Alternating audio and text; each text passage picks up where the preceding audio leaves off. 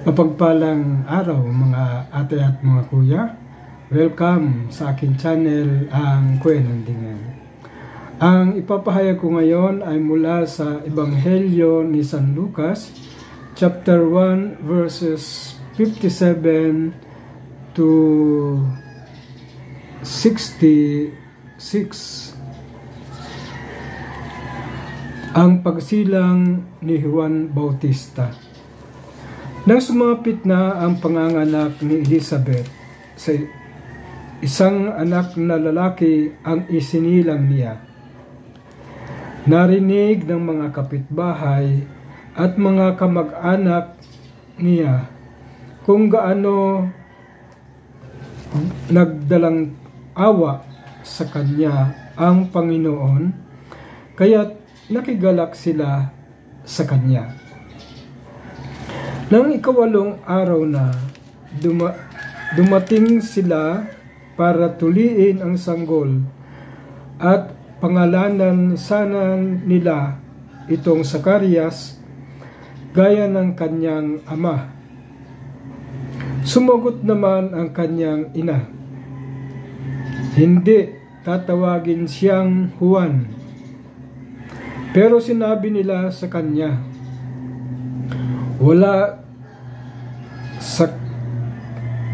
Wala namang kamag-anak na may ganyang pangalan.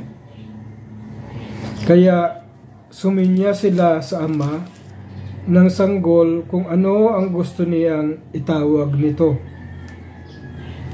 Humingi siya ng isang sulatan at sa pagtataka ng lahat ay kanyang isinulat. Juan ang pangalan niya. Noon di nabuksan ang kanyang bibig at nakalag ang kanyang dila. Nakapagsalita siya at nagpuri sa Diyos, kaya namayani ang banal na pagkatakot sa kanilang mga kapitbahay. At naging usap-usapan ang lahat ng pangyayaring ito sa buong mataas na kalupaan ng Huda. Nag-isip-isip ang mga nakarinig at nagtanungan, ano na kaya ang mangyayari sa sanggol na ito? Dahil sumasakanya ngang talaga ang kamay ng Panginoon. Ang Ebanghelyo ng ating Panginoon. Pinupuri ka namin, Panginoon Jesucristo. Munting pagninilay, nalalapit na ang Pasko at marami tayong hinihiling sa Diyos. At ang mga kahilingang ito ay dinadaan natin sa panalangin, dinadaan natin sa mga pagbibigay para masuklian tayo ng aming panalangin. Ang iba naman ay siyempre mga nagpapamisa, nagsisimba, gustong kumplituhin ang siyam na araw upang magkaroon ng grasya na kanilang hinihiling pagdating ng Pasko.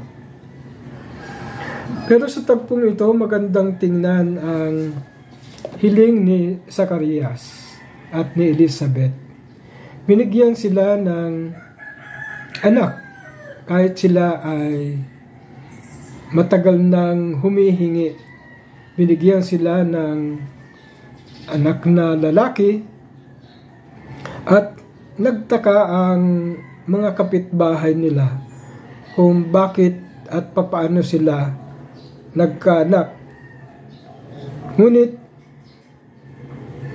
naging matuwa sila, naging magalak sila nang ipinanganak ang anak na lalaki na pinanganlang Juan. At ito ay nanggaling sa Espiritu ng Diyos. Ang isang binibigyang diin dito sa araw na ito, minsan hindi lamang minsan kundi binibigyan tayo ng Diyos ng kasagutan sa ating panalangin. Dahil napapakinggan tayo ng Diyos. Kaya lang, ang pagbigay ng Diyos ng panalangin ay may kaakibat na gawain. May kaakibat na responsibilidad. Hiniling natin na magkaanak, so binigyan tayo. Siyempre, ang responsibilidad ng magulang ay pag-aralin, kalingain, at ipadama ang pagmamahal na pagmamahal din ng Diyos sa atin. Kaya napakahalaga na tinawag tayo ng Diyos sa ating pangalan.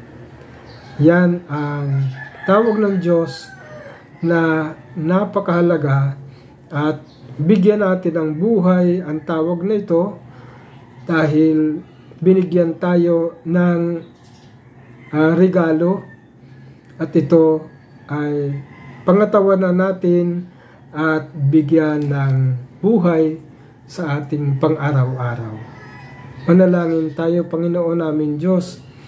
Maraming salamat po sa patuloy mong pagsagot sa aming panalangin. Sana ang mga biyayang ito ay magkaroon ng buhay at magkaroon ng panibagong pagmamahal na ipinagkakaloob mo. Ang lahat ng ito ay pinasasalamatan namin kaisa ng Espiritu Santo magpasawalang hanggan. Amen. Pagpalain tayo ng makapangyarihan Diyos, Ama, Anak at Espiritu Santo. Amen.